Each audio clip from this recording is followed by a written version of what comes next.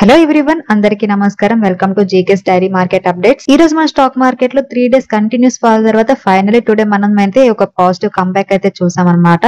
But this is not a random అండి. It's driven by clear signals like RBI expectations, global market support, అలాగే sector specific buying అనేది కనిపించింది. సెన్సెక్స్ ఈ రోజు 260 points పెరిగింది, అలాగే నిఫ్టీ కూడా 77 పాయింట్స్ పెరిగింది అండ్ బ్యాంక్ నిఫ్టీ కూడా స్లైట్ గా పెరగడం జరిగింది అనమాట. అండ్ ఇండియా విక్స్ కూడా ఈ రోజు 5% డౌన్ అయింది అనమాట. ఆఫ్టర్ 3 డేస్ ఫాల్ తర్వాత టుడే బుల్స్ అనేవి బౌన్స్ బ్యాక్ అనేది వచ్చింది with confidence, mainly because of RBI rate cut expectations అనమాట అండ్ స్టేబుల్ గ్లోబల్ సెంటిమెంట్ అని చెప్పుకోవచ్చు. ఆర్బీఐ పాలసీ డిసిజన్ అనేది ఫ్రైడే June 7th తో ఉందండి. మెయిన్ గా మార్కెట్ లో ఏంటంటే 25 బేసిస్ పాయింట్స్ రేట్ కట్ ఉంటుందని ఎక్స్పెక్ట్ చేస్తున్నారు. మెయిన్ రీజన్ ఏంటంటే ఏప్రిల్ మే సిపిఐ ఇన్ఫ్లేషన్ అనేది తగ్గింది, అలాగే జీడీపీ Q4 గ్రోత్ కూడా 7.4 వచ్చింది. సో బాండ్ మార్కెట్ అలాగే స్టాక్ మార్కెట్ రెండు కూడా ఆర్బీఐ నుంచి డావిష్ తోనే ఎక్స్పెక్ట్ చేస్తున్నాయి అనమాట. అండ్ ఈ రోజు ఆయిల్ అండ్ గ్యాస్ సెక్టర్ లో బయింగ్ కనిపించింది, అలాగే మెటల్ స్టాక్స్ లో కూడా బయింగ్ కనిపించింది. ఐటమ్ మీడియా స్టాక్ లో కూడా డీసెంట్ గెయిన్స్ అయితే ఉన్నాయన్నమాట. బట్ నిఫ్టీ రియాలిటీ అనేది ఓన్లీ సెక్టర్ ఈ రోజు రెడ్ లో ఉందండి, అరౌండ్ 1% డౌన్ అయ్యిందనమాట. సో వరుసగా 3 రోజుల వరుస నష్టాల తర్వాత అయితే మార్కెట్ ఈ రోజు రీబౌన్స్ అయ్యింది. Main reason RBI rate cut మీద ఉన్న ఎక్స్పెక్టేషన్స్, ఇన్ఫ్లేషన్ తక్కువగా రావడం, అలాగే జీడీపీ స్ట్రాంగ్ గ్రో అవ్వడం అనమాట. అండ్ గ్లోబల్ మార్కెట్ కూడా పాజిటివ్ గా ట్రేడ్ అవ్వడం కూడా సెంటిమెంట్ కి పుష్ ఇచ్చింది. అయితే ఎఫ్ఐస్ ఇంకా కన్సిస్టెంట్ గా సెల్ చేస్తుండడం వల్ల ర్యాలీ సస్టైనబుల్ గా ఉంటుందా లేదా అనేది ఒక డౌట్ అయితే ఉందండి. పాలసీ అవుట్కమ్ తర్వాత క్లారిటీ అయితే వస్తుంది. అంటిల్ దెన్ మనమైతే కొంచెం కాషియస్ గా ఉండడం మంచిది. అండ్ ఈ రోజు మార్కెట్ లో కొన్ని కీ అప్డేట్స్ కనుక చూస్తే, ముందుగా Elon Musk satellite internet company Starlink ఇండియాలోకి ఎంట్రీకి ఇవ్వడానికి రెడీగా అవుతుందండి. లైసెన్స్ అప్రూవల్ స్టేజ్ లో ఉందని, లాంచ్ దాదాపు కన్ఫర్మ్ అయిందని రిపోర్ట్స్ అయితే చెప్తున్నాయి అనమాట. ఈ స్టార్లింక్ అనేది స్పేస్ ఎక్స్ సబ్సిడరీ అండి. హై స్పీడ్ శాటిలైట్ ఇంటర్నెట్ ను ప్రొవైడ్ చేయడానికి థౌజండ్స్ ఆఫ్ శాటిలైట్ ఆర్బిట్ లోకి పంపుతుంది అనమాట. ఇండియాలో ఎస్పెషల్లీ రూరల్ ఏరియాస్ లో ఫైబర్ లైన్ చోట అయితే పవర్ఫుల్ సొల్యూషన్ అవుతుంది ఇది. అండ్ ఇందులో కీ డీటెయిల్స్ కనుక చూస్తే, లైసెన్స్ అప్రూవల్ ప్రాసెస్ అనేది ఫైనల్ స్టేజ్ లో ఉంది. లాంచ్ టైం అనేది నెక్స్ట్ ఫ్యూ మంత్స్ లో ఉండొచ్చు. అండ్ ప్రైస్ వచ్చేసరికి 850 అండి per month. And speed up to 700 GBps unlimited internet access అయితే ఉండబోతుంది అనమాట. ఇది ఫైబర్ బ్రాడ్బ్యాండ్ కి పర్ఫెక్ట్ ఆల్టర్నేటివ్ అవుతుంది, ఎస్పెషల్లీ విలేజెస్ అలాగే రిమోట్ జోన్స్ లో. సో స్టార్లింక్ ఇండియా ఎంట్రీ అంటే బిఎస్ఎన్ఎల్, ఎయిర్టెల్, జియో ఫైబర్ కి న్యూ కాంపిటీషన్ అయితే వచ్చేసినట్టే అండి. రూరల్ ఇంటర్నెట్ పెనిట్రేషన్ అనేది ఒకసారిగా పెరిగే అవకాశం ఉంది, అలాగే డిజిటల్ ఇండియా విజన్ కి పవర్ఫుల్ బూస్ట్ అయితే వస్తుంది అనమాట. శాటిలైట్ ఇంటర్నెట్ అంటే లో లేటెన్సీ అలాగే high speed network coverage even in Himalayas, deserts and forest. But some key challenges కూడా ఉన్నాయన్నమాట. మెయిన్ గా డాట్ నుంచి అప్రూవల్స్ డిలే అయ్యే ఛాన్సెస్ ఉన్నాయి, అలాగే స్పెక్ట్రమ్ పాలసీ క్లారిటీ అవసరం ఉంది. ఇన్స్టాలేషన్ కాస్ట్ అనేది ఇనిషియల్ చాలా ఎక్కువగా ఉండే అవకాశం ఉందన్నమాట. లోకల్ ఐఎస్పీస్ ఆపోజ్ చేసే అవకాశం కూడా ఉంది. Still Elon Musk brand value అలాగే స్పేస్ ఎక్స్ టెక్ అడ్వాంటేజెస్ వల్ల ప్రాజెక్ట్ కి హ్యూజ్ బజ్ అయితే ఉందండి. స్టార్లింక్ ఇండియాకి వస్తే రూరల్ ఇండియా ఇంటర్నెట్ ల్యాండ్స్కేప్ అనేది మారిపోతుంది. చీపర్, ఫాస్టర్, ఎనీవేర్ యాక్సెస్ అంటే స్మాల్ బిజినెసెస్ కూడా సూపర్ బూస్ట్ అనమాట. అండ్ ఈ రోజు ఇంకొక అప్డేట్ ఏంటంటే, ఇండియన్ గవర్నమెంట్ టెలికాం సెక్టర్స్ లో ఒక బిగ్ స్టెప్ తీసుకుందండి. బిఎస్ఎన్ఎల్, ఎంటీఎన్ఎల్ కు చెందిన 5500 crores వర్త్ అయిన ఆస్తులు నమ్మేందుకు సిద్ధంగా ఉందని ఎన్డీటీవీ ప్రాఫిట్ రిపోర్ట్ చేసిందనమాట. అసలు ఈ ఆస్తులు ఎందుకు అమ్ముతున్నారు, ఎలా అమ్ముతారు, ఎవరు బెనిఫిట్ అవుతారు, ఇన్ఫ్రా కంపెనీలకు ఉన్న అవకాశాలు ఏంటో ఒకసారి తెలుసుకుందాం. BSNL Bharat Sanchar Nigam limited, MTNL Mahanagar telephone Nigam limited, ఈ రెండు కూడా గవర్నమెంట్ చెందిన పబ్లిక్ సెక్టర్ టెలికాం కంపెనీస్ అన్నమాట. గత కొన్ని సంవత్సరాలుగా వీటి ఫైనాన్షియల్స్ అనేవి నష్టాల్లోనే ఉన్నాయి. అండ్ గవర్నమెంట్ ఏంటంటే ఇప్పుడు బిఎస్ఎన్ఎల్, ఎంటీఎన్ఎల్ కి సంబంధించిన అసెట్స్ అరౌండ్ 5500 crores సెల్ చేయడానికి ప్లాన్ చేస్తుందండి. వీటిలో ప్రత్యేకంగా 1000 crores వర్త్ అయిన ల్యాండ్ అసెట్స్ కూడా అమ్మే ప్లాన్ ఉందన్నమాట. గవర్నమెంట్ సెల్ చేయడానికి ఉన్న అసెట్ లిస్ట్ లో ఏమున్నాయంటే, land parcels in metro and urban areas, mobile towers, fibre optic infra, అలాగే ఆఫీస్ బిల్డింగ్స్ ఉన్నాయన్నమాట. గవర్నమెంట్ ఈ అసెట్స్ ని ఎందుకు సెల్ చేస్తుంది అంటే, ఐడియల్ అసెట్స్ ని యూటిలైజ్ చేయాలని అనుకుంటుంది, అలాగే మానిటైజేషన్ ద్వారా ఇన్కమ్ అనేది రావాలి. బిఎస్ఎన్ఎల్, ఎంటీఎన్ఎల్ కి ఫ్రెష్ ఫండ్స్ కూడా కావాల్సి ఉంది, అలాగే నేషనల్ మానిటైజేషన్ పైప్ లైన్ లో ఇది నెక్స్ట్ స్టెప్ కాబట్టి గవర్నమెంట్ వీటిని సెల్ చేయాలనుకుంటుంది. అండ్ మార్కెట్ లో ఎవరెవరు దీని వల్ల బెనిఫిట్ అవుతారు అంటే, infra companies like RailTel, Tejas networks benefit అయ్యే అవకాశం ఉంది, అలాగే tower infra films like Indus towers కూడా బెనిఫిట్ అవ్వచ్చు. And real estate players like DLF, Godrej properties, Shobha land parcels కోసం రేస్ లో ఉండే ఛాన్స్ ఉందన్నమాట. సో ఇందులో రిస్క్ ఫ్యాక్టర్స్ ఏంటంటే, పొలిటికల్ రెసిస్టెన్స్ అంటే లేబర్ యూనియన్ సపోర్ట్ చేసే అవకాశం ఉంది. వాల్యుయేషన్స్ క్లారిటీ అనేది చాలా అవసరం అనమాట. అండర్ వాల్యుయేషన్స్ తో అమ్మితే గనక లాస్ ఉండే అవకాశం ఉంది. అలాగే టైమింగ్ ఇష్యూస్ అంటే లెంతీ అప్రూవల్ ప్రాసెస్ వల్ల డిలే అయ్యే అవకాశం కూడా ఉంది. ఇవి 3 మెయిన్ రిస్క్లు ఉన్నాయన్నమాట. గవర్నమెంట్ తీసుకున్న ఈ డిసిజన్ అనేది ఒక స్మార్ట్ స్ట్రాటజీ అని చెప్పుకోవచ్చు అండి. ఐడల్ ల్యాండ్స్ ని అలాగే ఇన్ఫ్రాని మానిటైజ్ చేయడం ద్వారా రెవెన్యూ రాబట్టే అవకాశం ఉంది. కానీ ఇంప్లిమెంటేషన్ స్పీడ్ అండ్ ట్రాన్స్పరెన్సీ చాలా ఇంపార్టెంట్ అన్నమాట. ఈ డెవలప్మెంట్ తో ఇన్ఫ్రా అండ్ రియాలిటీ స్టాక్స్ మీద ఒక పాజిటివ్ ఇంపాక్ట్ అయితే కనిపించవచ్చు. అండ్ ఈ రోజు రిలయన్స్ ఇన్ఫ్రాకి సంబంధించి ఒక బిగ్ అప్డేట్ అయితే ఉందండి. రిలయన్స్ ఇన్ఫ్రా పై వేసిన ఇన్సాల్వెన్సీ కేసులో ఇప్పుడు ఒక మేజర్ ట్విస్ట్ వచ్చిందనమాట. ఎన్సీఎల్టీ ముంబై వేసిన ఇన్సాల్వెన్సీ ఆర్డర్ ని ఎన్సీఎల్ఏటి సస్పెండ్ చేసిందండి. రిలయన్స్ ఇన్ఫ్రా అనేది అనిల్ అంబానీ గ్రూప్ కి చెందిన కంపెనీ అండి. ఇంజనీరింగ్, పవర్, ఇన్ఫ్రాస్ట్రక్చర్ ప్రాజెక్ట్స్ మీద బిజినెస్ చేస్తుంది అనమాట. Urban transport, airports, defence sector లో కూడా ప్రెజెన్స్ ఉంది. అండ్ ఫైనాన్షియల్ స్ట్రెస్ లో ఉన్నప్పటికీ కూడా కంపెనీ సర్వైవల్ కోసం మల్టిపుల్ ఎఫర్ట్స్ అయితే చేస్తుంది అనమాట. May 30th, 2025 న ఎన్సీఎల్టీ ముంబై ట్రిబ్యునల్ రిలయన్స్ ఇన్ఫ్రాను కార్పొరేట్ ఇన్సాల్వెన్సీ ప్రాసెస్ లో అడ్మిట్ చేసిందండి. మెయిన్ రీజన్ ఏంటంటే ఇన్సాల్వెన్సీ అండ్ బ్యాంక్రప్సీ కోడ్ కింద అన్పెయిడ్ డ్యూస్ కోసం ఒక క్రెడిటర్ అయితే ప్లీ అనేది ఫైల్ చేయడం జరిగిందనమాట. దిస్ మీన్స్ కంపెనీ మీద ఇన్సాల్వెన్సీ ప్రొసీడింగ్స్ మొదలయ్యే అవకాశం ఉంది. June 4th, 2025 అంటే ఈ రోజు NCLAT national company law appellate tribunal అనేది ఈ ఎన్సీఎల్టీ డిసిజన్ ని సస్పెండ్ చేసిందండి. మీనింగ్ ఇన్సాల్వెన్సీ ప్రాసెస్ అనేది ఇంకా మొదలు అవ్వలేదన్నమాట. సో కంపెనీకి ఒక టైం అనేది ఇచ్చింది, అలాగే అప్పీల్ చేసుకోవడానికి ఆపర్చునిటీ ఇచ్చింది, డెట్ ఇష్యూస్ ని రిజర్వ్ చేసుకునే ఆపర్చునిటీ కూడా ఇవ్వడం జరిగింది అనమాట. ఈ సస్పెన్షన్ ఆర్డర్ వల్ల రిలయన్స్ ఇన్ఫ్రా స్టాక్ కి షార్ట్ టర్మ్ లో రిలీఫ్ అయితే వచ్చిందండి. ఇన్వెస్టర్స్ కి ఇది ఒక పాజిటివ్ సెంటిమెంట్ ని క్రియేట్ చేస్తుంది. బట్ అన్సర్టనిటీ అనేది ఇంకా కంప్లీట్ గా క్లియర్ అయితే కాలేదు. మెయిన్ గా కంపెనీ మీద డెట్ లెవెల్స్ చాలా ఎక్కువగా ఉన్నాయండి. సస్పెన్షన్ టెంపరీ మాత్రమే, ఫైనల్ వెర్డిక్ట్ అనేది పెండింగ్ లో ఉంది. ఒకవేళ డెట్ ఇష్యూస్ కనుక రిజాల్వ్ కాకపోతే ఫ్యూచర్ లో ఇన్సాల్వెన్సీ రిస్క్ కూడా ఉంటుంది. సో రిలయన్స్ ఇన్ఫ్రా కేసులో ఎన్సీఎల్ఏటి ఇచ్చిన స్టేతో కంపెనీకి టెంపరీ అయితే ఊపిరి పీల్చుకునే అవకాశం వచ్చింది. బట్ ఇంకా ఇన్సాల్వెన్సీ ప్రాసెస్ మొదలు కాకపోవడం అనేది పాజిటివ్ అన్నమాట. అయితే ఇది లాంగ్ టర్మ్ సొల్యూషన్ అయితే కాదండి. కంపెనీ డెట్ ఇష్యూస్ ని ప్రాపర్లీ రిజాల్వ్ చేస్తేనే సస్టైనబుల్ రికవరీ అనేది ఉంటుంది. ఇన్వెస్టర్స్ కన్జర్వేటివ్ గా ఉండడమే మంచిది. క్లారిటీ వచ్చిన తర్వాత మేజర్ డిసిజన్ తీసుకోవడం బెటర్ అన్నమాట.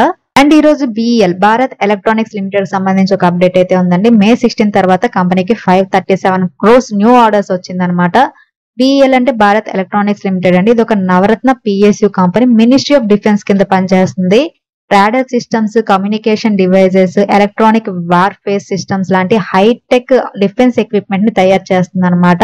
కంట్రీస్ ఇండిజియస్ డిఫెన్స్ పవర్ ఇది ఒక కీ ప్లేయర్ అండి. BEL May 16 తర్వాత వచ్చిన లేటెస్ట్ ఎక్స్చేంజ్ ఫైలింగ్ లో ఏం చెప్పిందంటే కంపెనీకి కొత్తగా 537 crores ఆర్డర్స్ వచ్చాయి. అండ్ ఆర్డర్స్ అనేవి వేరియస్ డిఫెన్స్ డిపార్ట్మెంట్ నుండి వచ్చాయన్నమాట. Radar, communication system, electro optics, electronic warfare segment లో కాంట్రాక్ట్స్ వచ్చాయి అని ఎక్స్చేంజ్ ఫైలింగ్ లో చెప్పిందనమాట. BEL పర్ఫార్మెన్స్ అనేది కన్సిస్టెంట్ గా చూపిస్తుందండి. రెగ్యులర్ ఆర్డర్ ఇన్ఫ్లో వల్ల రెవెన్యూ విజిబిలిటీ అనేది స్ట్రాంగ్ అవుతుంది. మేక్ ఇన్ ఇండియా ఇనిషియేటివ్ వల్ల BEL కి ఫ్యూచర్ లో ఇంకా మంచి ఆర్డర్స్ వచ్చే అవకాశం ఉంది. BEL స్టాక్ రీసెంట్ క్వార్టర్ లో కూడా ఆల్రెడీ గుడ్ మూమెంటం అయితే చూపించింది. స్ట్రాంగ్ ఆర్డర్ బుక్ ఉంది. గవర్నమెంట్ డిఫెన్స్ అనేది ఫోకస్ చేస్తుంది. అలాగే PSU మీద ఇన్వెస్టర్స్ కాన్ఫిడెన్స్ కూడా పెరుగుతుంది. ఈ 537 crores ఆర్డర్ న్యూస్ వల్ల స్టాక్ కి షార్ట్ టర్మ్ లో అయితే పాజిటివ్ మూమెంటం ఉండే ఛాన్స్ ఉంది.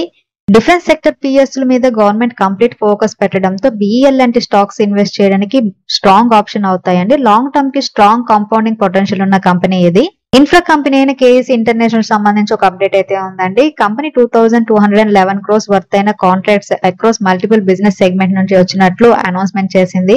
KEC ఇంటర్నేషనల్ RPG గ్రూప్ కి చెందిన కంపెనీ అండి. Transmission, distribution, civil, railways, solar, cables, urban infra ఇలా చాలా సెగ్మెంట్ లో వర్క్ చేస్తుంది. ఇండియాతో పాటు గ్లోబల్ ప్రెజెన్స్ కూడా ఉంది ఈ కంపెనీకి. లేటెస్ట్ ఆర్డర్స్ బ్రేక్ డౌన్ కనుక చూస్తే కంపెనీ 2211 crores డిఫరెంట్ వెర్టికల్స్ నుంచి వచ్చినట్టు అయితే అనౌన్స్ చేసింది. మెయిన్ గా ట్రాన్స్మిషన్ అండ్ డిస్ట్రిబ్యూషన్ లో ఇండియాలో ఫారిన్ కంట్రీస్ తో మల్టిపుల్ T&D ప్రాజెక్ట్స్ అయితే సెక్యూర్ చేశారనమాట. ట్రాన్స్మిషన్ లైన్స్, సబ్ స్టేషన్స్ పనులు అయితే ఉంటాయి. అలాగే రైల్వేస్ కి సంబంధించి rail electrification and signalling works orders కూడా తీసుకున్నారు. అండ్ సివిల్ సెగ్మెంట్ లో కనుక చూస్తే residential and industrial infra projects కి కాంట్రాక్ట్ కూడా వచ్చాయి. అండ్ కేబుల్ డివిజన్ నుంచి ఇండియాలో అండ్ అబ్రాడ్ నుంచి సప్లై కాంట్రాక్ట్స్ అనేవి ఈ కంపెనీకి రావడం జరిగిందనమాట. KEC stock already investor interest అయితే క్రియేట్ చేస్తుందండి డ్యూ టు కన్సిస్టెంట్ ఎగ్జిక్యూషన్ అని చెప్పొచ్చు. ఈ 2211 crores ఆర్డర్ వల్ల స్టాక్ సెంటిమెంట్ అనేది పాజిటివ్ అవుతుంది. Financial 2026 order book visibility strong అవుతుంది. EPS గ్రోత్ ఇంప్రూవ్ అయ్యే ఛాన్స్ కూడా ఉందన్నమాట.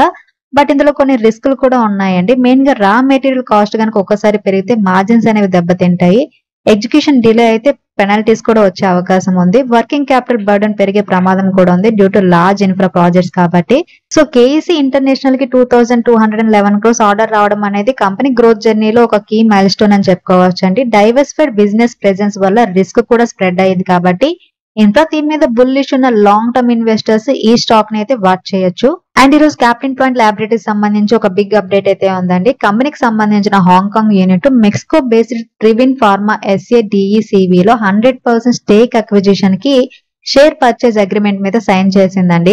క్యాప్టెన్ పాయింట్ ల్యాబ్స్ అనేది ఇండియాకి సంబంధించిన ఫార్మా కంపెనీ అండి. స్పెషల్లీ లాటిన్ అమెరికా, ఆఫ్రికా అలాగే ఎమర్జింగ్ మార్కెట్స్ మీద ఎక్కువగా ఫోకస్ చేస్తుంది అనమాట. Injectable creams and branded generic segments లో వర్క్ చేస్తుంది అనమాట. అండ్ కంపెనీ సబ్సిడీ అయిన క్యాప్టెన్ స్టెర్లైన్ అనేది ఇంజెక్టబుల్ సెగ్మెంట్ లో ఫోకస్ చేస్తుంది. అండ్ అక్విజిషన్ డీటెయిల్స్ కనుక చూస్తే ట్రివిన్ ఫార్మా SCL లో 100% స్టేక్ ని బై చేయడానికి ఈ కంపెనీకి సంబంధించిన హాంకాంగ్ యూనిట్ అనేది అగ్రిమెంట్ మీద సైన్ చేయడం జరిగిందండి. అండ్ మెయిన్ పర్పస్ కనుక చూస్తే direct presence in Mexico, one of the largest pharma markets in Latin America అని చెప్పుకోవచ్చు. And faster regulatory approvals, market penetration అనేది ఉంటుంది.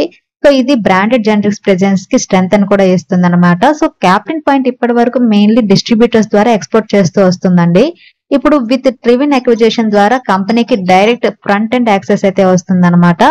మెక్సికన్ మార్కెట్ లో ఓన్ బ్రాండ్స్ తో ప్రెజెన్స్ కూడా పెరుగుతుంది. లాంగ్ టర్మ్ ప్రాఫిటబిలిటీ మార్జిన్ లో గ్రోత్ పొటెన్షియల్ కూడా ఉంటుంది. సో ఈ అక్విజిషన్ న్యూస్ అనేది లాంగ్ టర్మ్ ఇన్వెస్టర్స్ కి పాజిటివ్ అండి. మార్కెట్ ప్రెజెన్స్ డైవర్సిఫై అవ్వడం వల్ల రిస్క్ అనేది తగ్గుతుంది. Captain point stock already study performing చేస్తుంది అనమాట.